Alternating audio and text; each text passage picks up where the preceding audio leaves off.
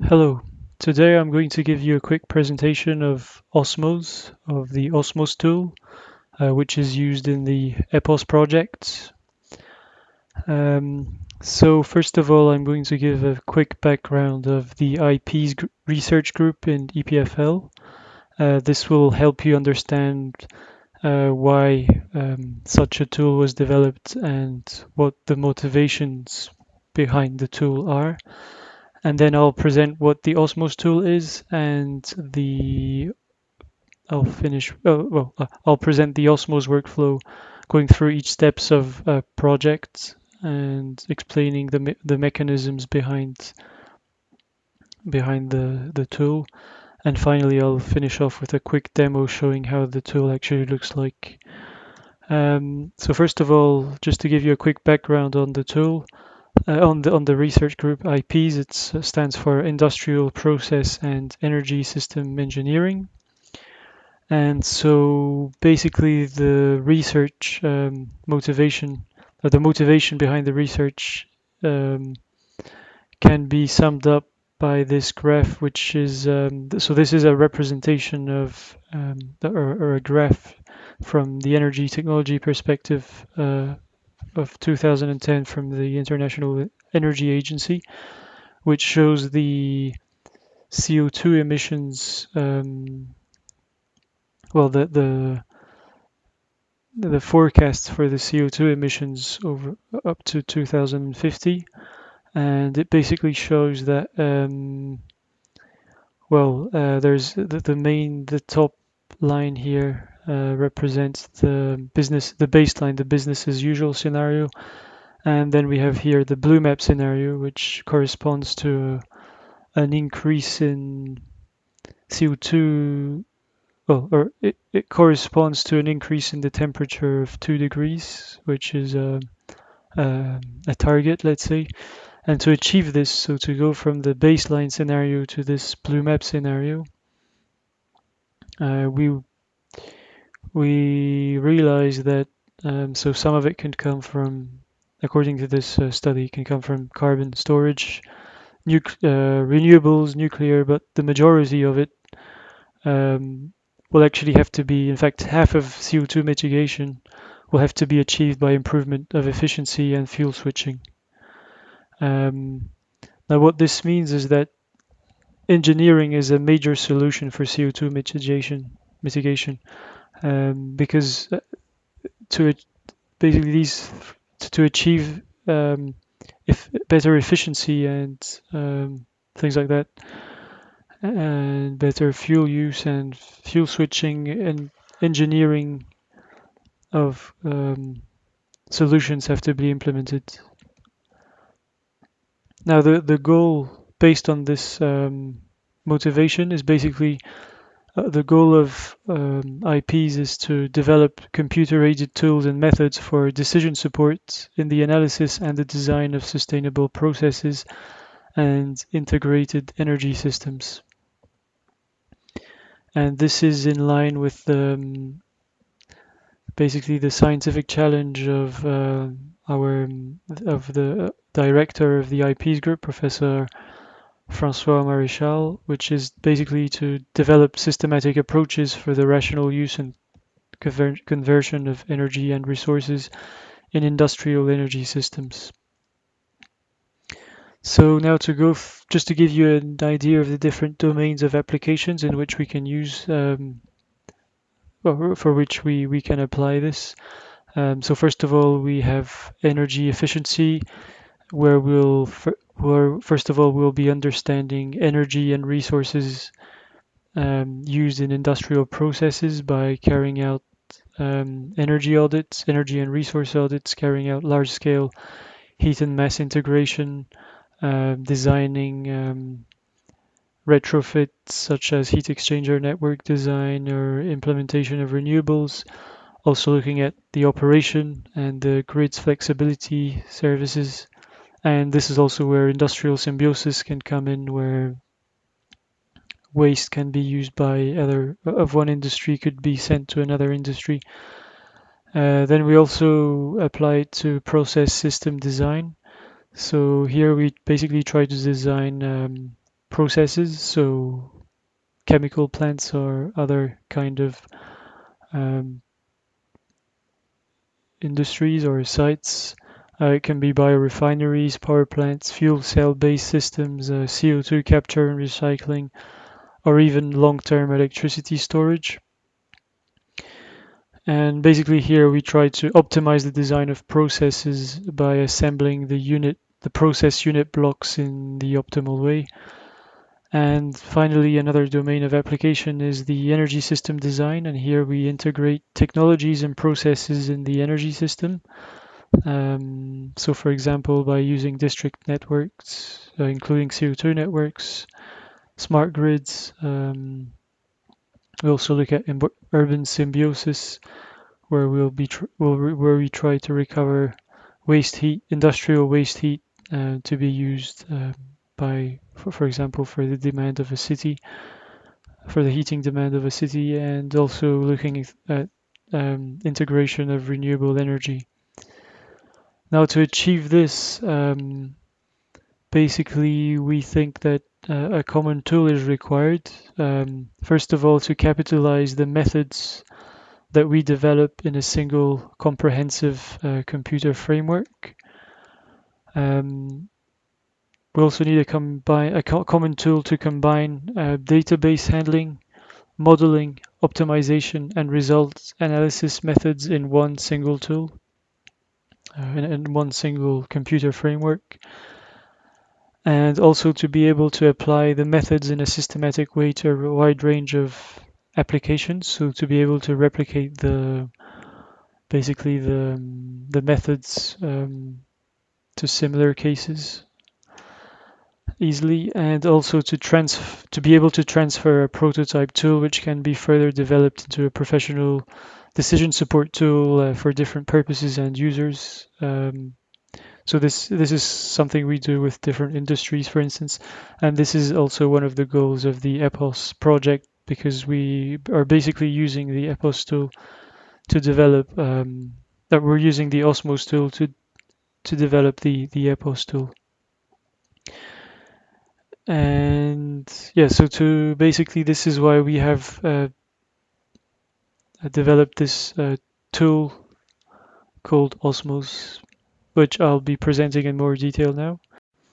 Now, what actually is OSMOSE? Well, as I've mentioned, OSMOSE is a computer framework aiming to provide decision support for the analysis, improvement, and design of process and energy systems by coupling of databases, simulation tools, optimization methods, and solvers and post-analysis methods. And also, it's a capitalization of the methods and models developed within the IPESE research group, which I've also mentioned. And it incorporates a database of engineering technology models. But it's important to bear in mind that it's a research tool, which means that it's constantly under development and always under continuous improvement. Now, to move on to the OSMOSE workflow, so how OSMOSE actually works. This are the different steps. So we have what we call a front end, which is essentially a file, which basically loads some energy technologies or engineering technology models from which are in a database of models, which can in some cases be linked to simulation models which have to be predefined. I'll go into more detail in a few minutes. And they can also be associated to data files which have to be specified in the front end. So there's a generic model which exists, but then it can be filled in with specific data for a specific technology. So you can have a specific boiler model or a specific gas turbine model, and then have more a generic gas turbine model, and then have specific data for the gas turbine that you want to represent in the data files. Then these models are used in the pre-compute phase, in which calculations prior to the optimization are carried out based on some input values. And at this stage, there can also be simulation carried out by some external simulation softwares. Um, yep, and then once this has been done, this is optional. It depends on how the model's been defined, and if there's a simulation model present. And then we move on to the actual optimization. So the models are parsed and put in an optimization called a mixed integer linear programming optimization. And the problem, which is written in a mathematical programming language, is sent to an MILP solver, which returns the results.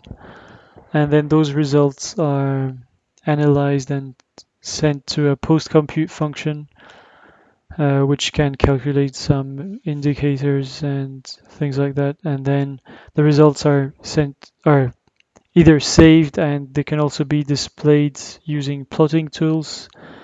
So that's the basic workflow.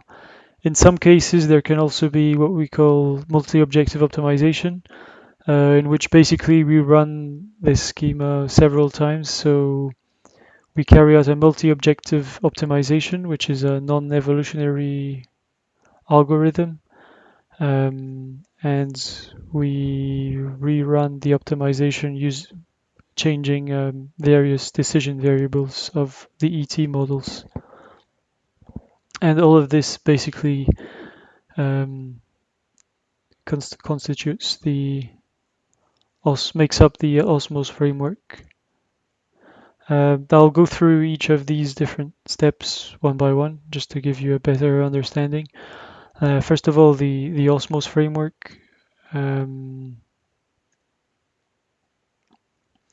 So it's basically OSMOSE is installed as a directory, which consists of 4 main folders. There's the ET folder, which is a database of engineering technology models, which I've mentioned, and then a project folder, which is where all the front-end post-compute functions and data files are stored.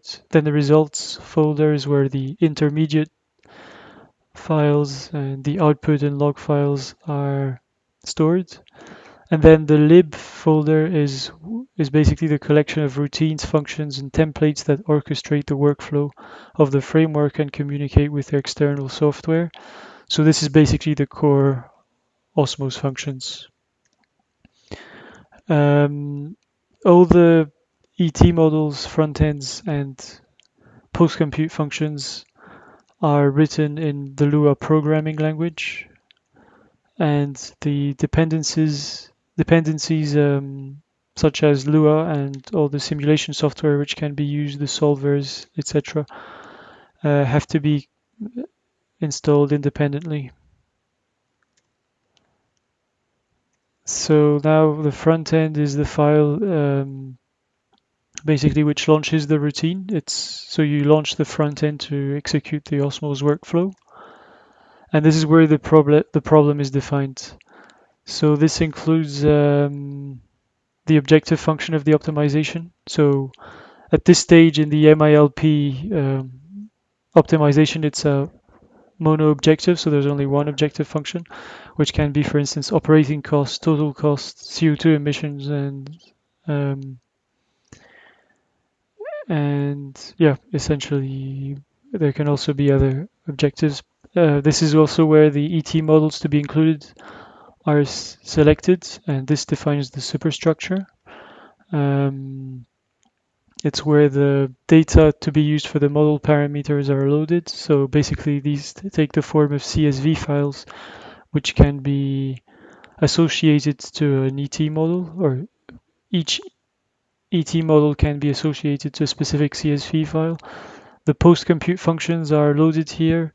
Then other options and settings can be defined, such as the choice of solver, the solver settings, and any other settings. And also if it's a multi-objective optimization which is carried out, which it doesn't have to be, but it can, then the choice of decision variables and the range of values are also defined at this stage. So now moving on to the ET models. So as I said, an ET model is usually something which represents a conversion technology which can convert a set of material and or energy inputs into material and or energy products, byproducts, waste, and services. It consists of several elements which have to be defined. So basically the main elementary block is the unit of the system, which is, yeah, it's the basic block of the system that it's representing, which can be, for example, a gas boiler or a distillation column or anything you want. Then you have to define streams, which can be mass or energy flows, and they are going into or out of a unit. Furthermore, layers have to be defined, which define the mass and or energy balance to which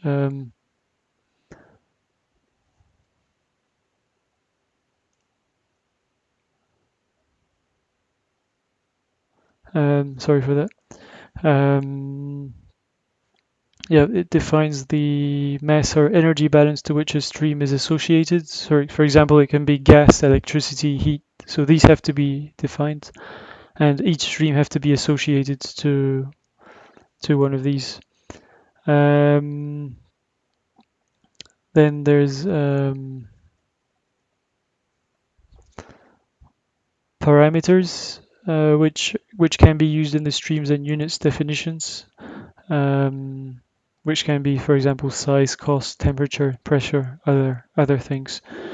And these can also be passed on from the data files specified in the front end.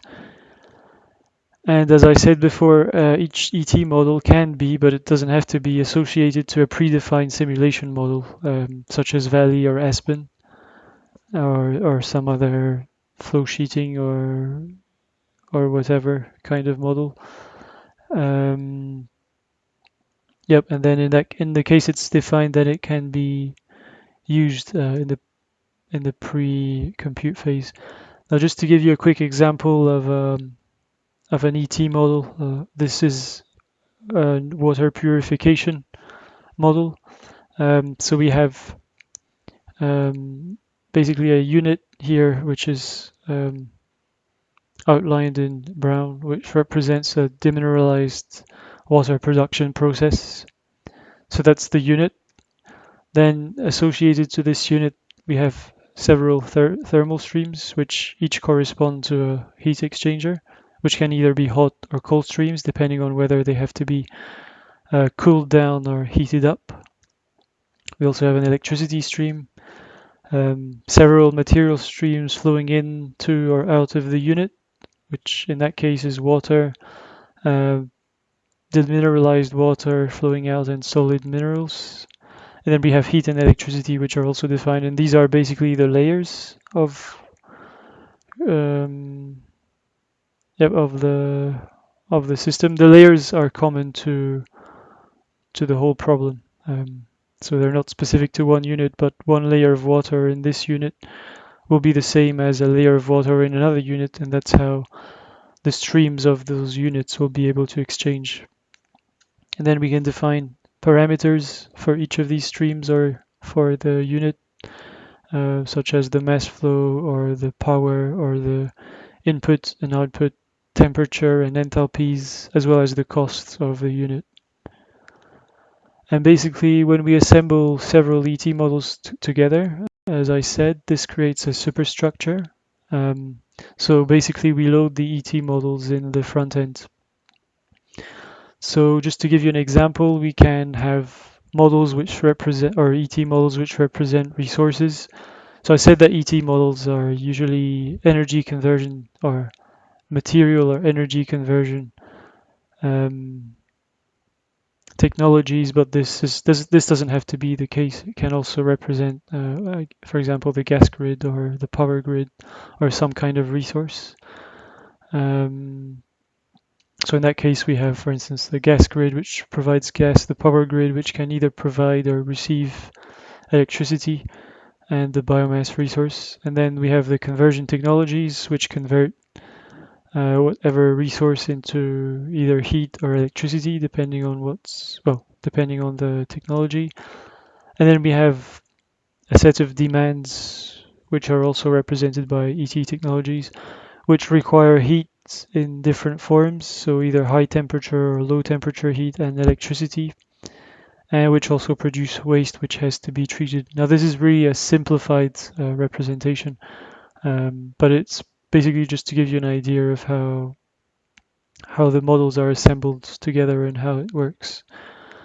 Now, what we want to know when we run an optimization is basically, first of all, the activation size and operation of each of these conversion technologies. And we want to know the connections between the technologies. We want to know how much, basically, of the heat demand of the building will be provided by the gas engine or the gas turbine, for instance, or how much electricity will be produced by the Rankine cycle, how much will be sent to the industry, the building, or to the power grid. We also want to carry out heat integration to minimize the well to minimize the heat demand coming from outside the system. We want to know the costs. That usually is an objective that we try to minimize, but not necessarily, and also the environmental impacts, which can also be an objective function. Now we move on to the pre-compute phase. Basically, this is an intermediate This is where intermediate calculations can be carried out on input parameters before optimization. For example, it can be used to calculate fuel consumption for a boiler as a function of heat production and efficiency. And some models, as I said, it doesn't have to be every model. It doesn't have to be any model, in fact, but it can be only some models, which can be simulated with external software to calculate state variables of a unit and its streams for given inputs that are provided. So things which can be calculated are the efficiency, the specific consumption, the costs. Typically, we use flow sheeting software such as Belsim, Valley, or Aspen, but the models need to be predefined in the appropriate modeling in the appropriate tool before, in the database of the model. So, for example, this is an example of a flow sheet in Belsim Valley of what it can look like. So there would be, for example, a flow sheet model here and a corresponding ET model for this flow sheet.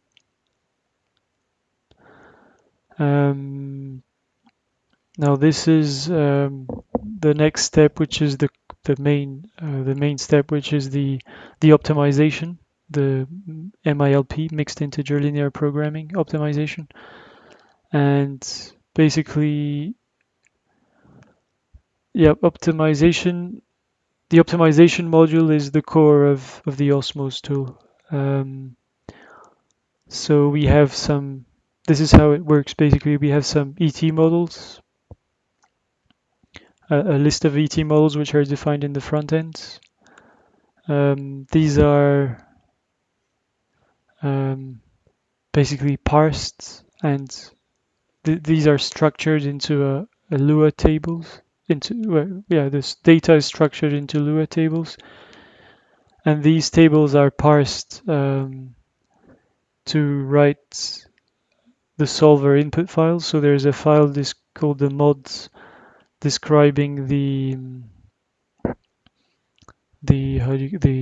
equations, and the .dat file which describes all the data, the parameters basically. Um, and then these files are sent to a solver, an MILP solver, which basically provides an output file with all the results if it has converged, so if there aren't any errors, or if it doesn't converge or it sends an error, then it sends it back to OSMOSE, and OSMOSE will in turn give an error. So this data again is parsed and structured in Lua tables, and then these can be used in the post compute. And this is basically the optimization module. So the data structuring, so creating the solver input files and retrieving the solver output files and extracting the data out of it. This is one of the core functions of OSMOSE. Now, you might be asking yourself, what exactly is an MILP optimization model? Now, if you're not familiar with it, I'll give you a quick presentation, quick overview. So basically, it's an objective function that you have to minimize or maximize, and it has to have a linear form. So for instance, so you have like z, the objective function equal to c1, x1 plus c2, x2, etc.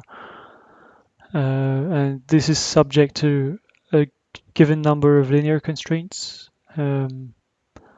which is basically a linear combinations of the decision variables. The decision variables being the x's, the x, x1, x2 up to xn. And yeah, these are a set of inequalities or equalities which have to be fulfilled. And yeah, as I mentioned, the x's are the variables, the c's are the coefficients of the objective functions, the a are the constraint coefficients, and then the l and u's are the lower and upper bounds. So these equations are written in the mod file. The data, as I said, which give the value of the coefficients, are in the .dat file. And as I explained in the previous step, in the previous slide, the OSMOSE functions, there are OSMOSE functions which basically write the mod files and data files from the information provided in the ET models. Now, an MILP problem written in OSMOSE looks like this. This is a simplified version, but it gives you an idea of a very good idea of what it actually is. So basically, an objective function to minimize could be, for example, the cost. And for this, so each unit would have a cost basically. So we would sum the cost over all units, and then we would divide it between operating costs and investment costs. The operating costs would be, so if there are several time steps, there would be an operating cost for each unit and each time. So we sum over all the times. And then we have, for each of these time steps, a fixed operating cost, which is linked to the activation of that unit for that given time step, and variable operating cost, COP2. So COP1 being the fixed and COP2 the variable. And this is a variable operating cost which depends on the size of the unit at that specific time. So y ut actually represents the activation of unit u at time t, and mut represents the multiplication factor, or the size, if you prefer, of the unit u at time t, and we multiply that by for each time by the operating time, which can vary from one time to another. And then another step is the investment costs, and another part is the investment cost, again with a fixed part c_inv1, and this should actually say c_inv2, but it's there's an error here. And this is the investment costs, the variable investment costs. So this would be multiplied by the overall activation of the unit over all the time steps and its maximum size mu.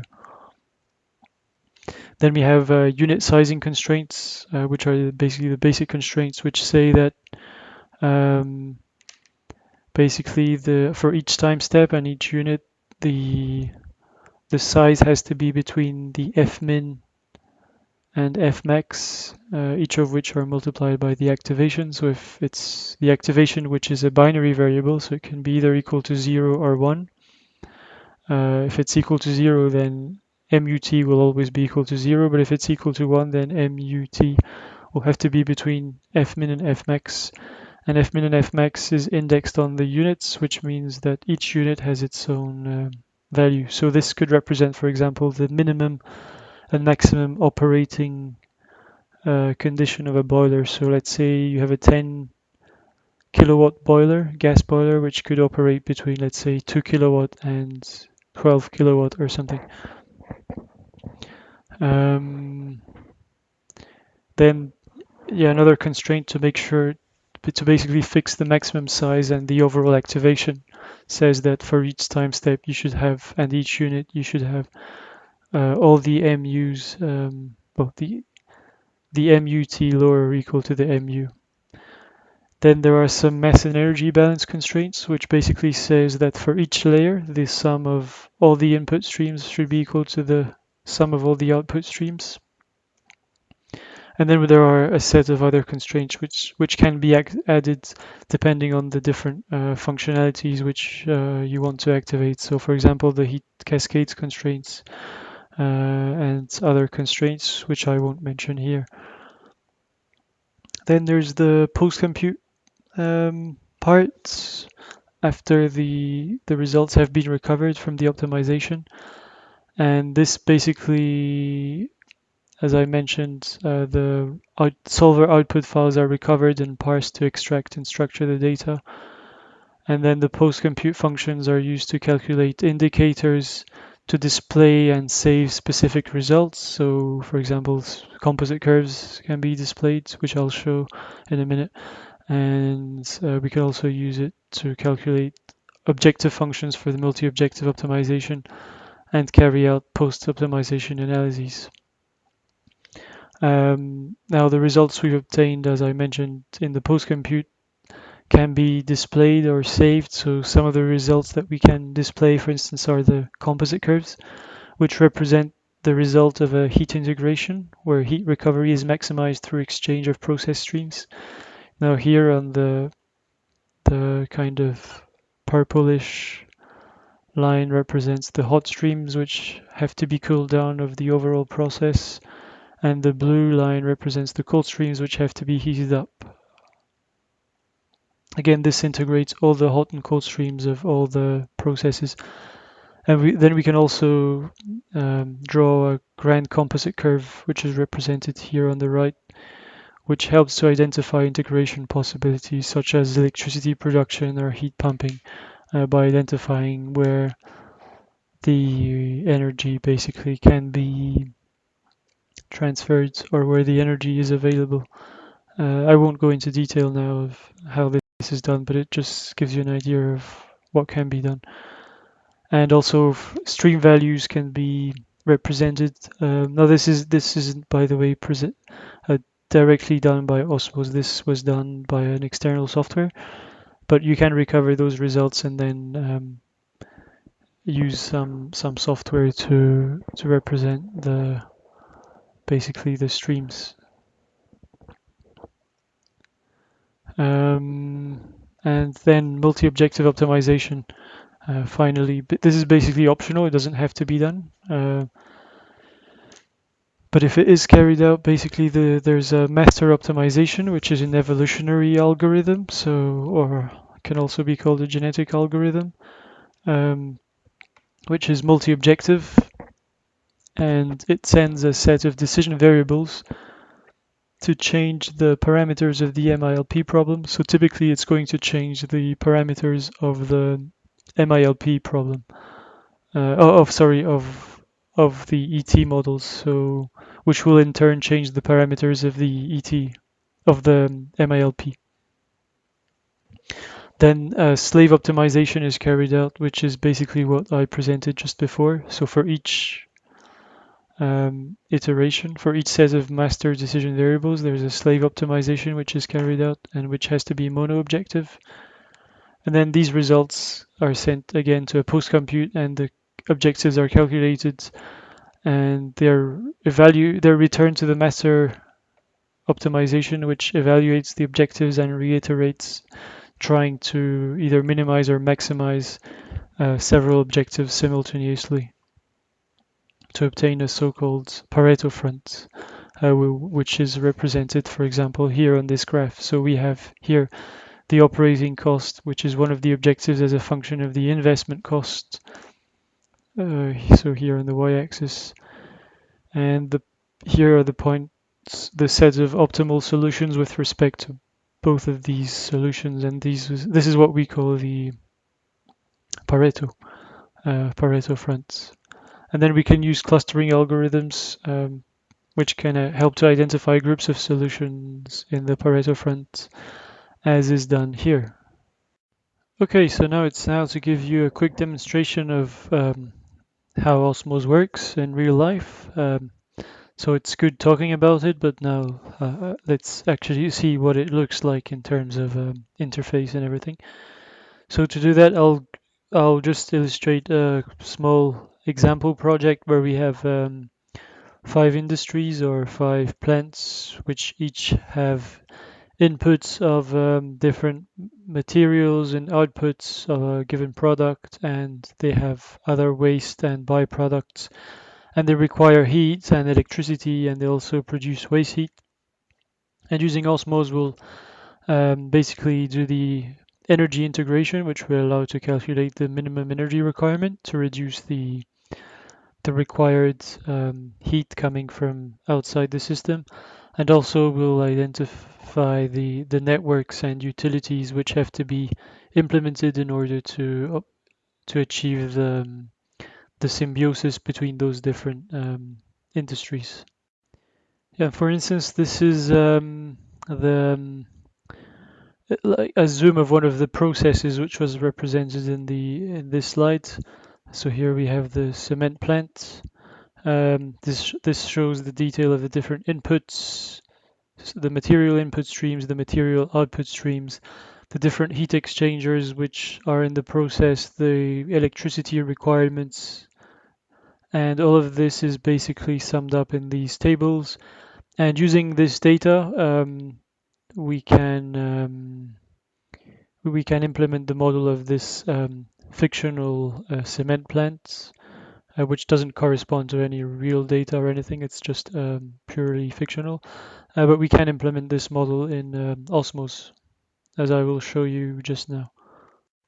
Okay, so this is ZeroBrain, which is basically software which is used to program in Lua, which is the programming language which is used to program OSMOSE and to write the models in. Basically, I'll just show you basically what I was explaining earlier on. So the different folders which are in the OSMOSE directory, the main ones, there are some other ones, but they're not so important, are basically the eTeam folder, which contains basically the database of models, the project folder with the front ends and data files, etc., and the results, which contain the results and the intermediate files. And of course the lib file, which contain all the core OSMOSE functions. More specifically here, I won't go into what they are because they're quite difficult to understand, but and it doesn't make much sense to describe them here, but basically this is where all the core functions are, and when new functionalities are developed, basically new functions are added to this lib folder. So for the project where we wanted to integrate the 5 industries, we have to define a front end, which I have, for instance, here. So here we have we define a certain number of things. So this is what a front end can look like. So first of all, we define the objective function here, which is the operating cost in this case, the name of the project. We can define also the number of time steps if we have the corresponding data for each of these time steps. And then we can define what we call clusters, which are basically subsystems for which we close mass balances and also the heat cascade independently. And then here is where we load the model. So this basically defines the superstructure. So you have here the three models for the plant, for each of the 5 plants, which each correspond to a model. Then there are some other ET models which are loaded, such as the network, the resources, the market, the waste, which allows to close the balance, and then the different utility models which are used basically to provide heat, to provide the heat, the electricity, and which can also do things such as treat the wastewater or I don't know, purify the CO2 in that case. This is actually a fictional case study, so it shouldn't pay too much attention to the actual reality of this case, but it just illustrates what you can do with Osmose. In that case, there isn't any pre-compute, so I'm sorry, there are pre-compute, but there is no simulation software, which is called. Um, and here are some other options which are defined, such as if we define graphs, for example, I'll define the graphs here.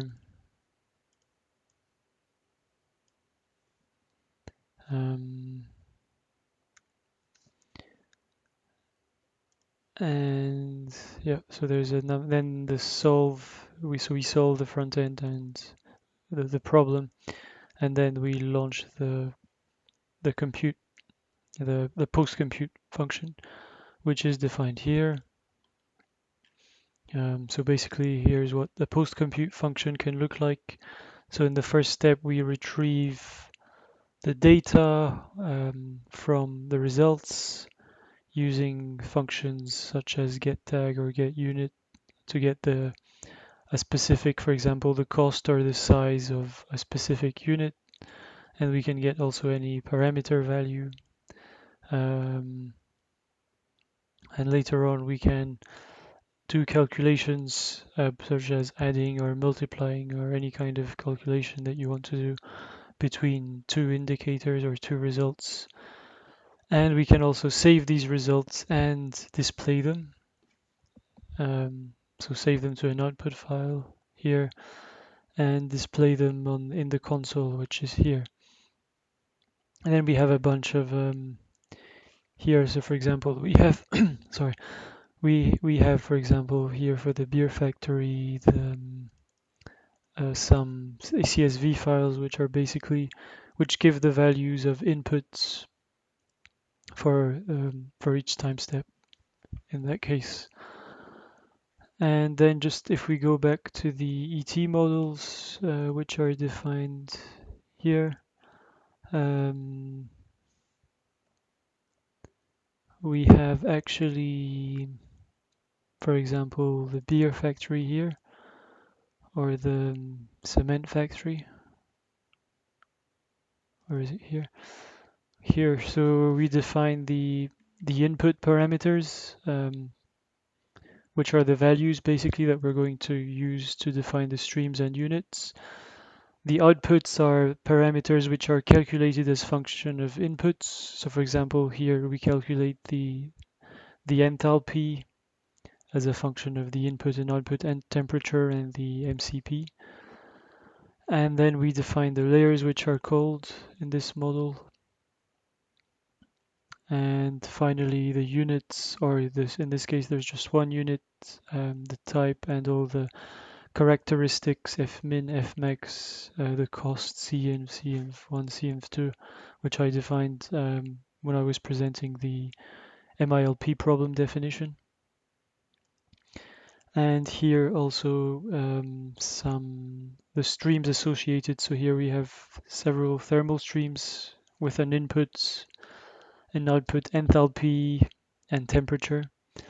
Here the electricity stream, and here we have for a material stream for each input, so input or each output of the unit, and this is associated to a layer defined here. So for example, here we have the cement layer, and here we have a stream which is corresponding to the cement layer, for instance. And then the cement layer in another needs to go somewhere, so we have another model called market, and here we define basically the unit. Well, we have a layer cement, and we defined a unit cement somewhere, which is basically the export of cement. So it takes as input the cement which is produced here by the cement factory, where it's an output. But this could be used, for example, by another industry if we wanted to, instead of sending it to the market. And yeah, as you see here, we define all the values. So these values here are the values which are defined here as inputs or as outputs. And just to show you what it gives as a result, I will show you how to run it. So I just need to run a quick update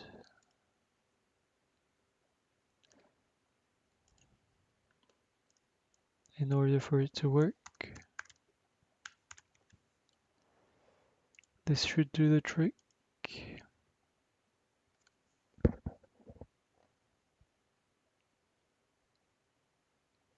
Yep, so this is basically solving.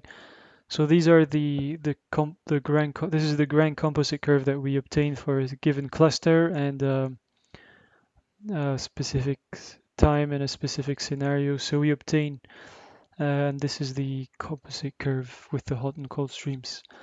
And we obtain one for each time step and for each cluster. So there's quite a few here, as we have several clusters which are activated.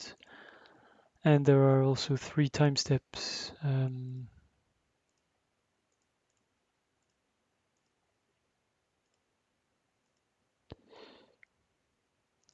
We should be almost there. There we go. And then here we have some outputs which are calculated in the post compute and which are also saved to an output file, which should be somewhere. Where is it saved? Suppose this is it. Yeah, this is the output file, I think, and this is the results which are displayed here, which we have chosen to represent. Well, I think that's it. Yep, I think the next step, I think I gave you a fairly good overview of Osmose, and I think the next step is, if you want to know more, is to actually try using it if you're interested. If not, I hope this has given you a good a good vision of what Osmose is and what you can do with it. And please don't hesitate if you have any questions to either make a comment to this video or send an email. Yeah, I think that's it for today.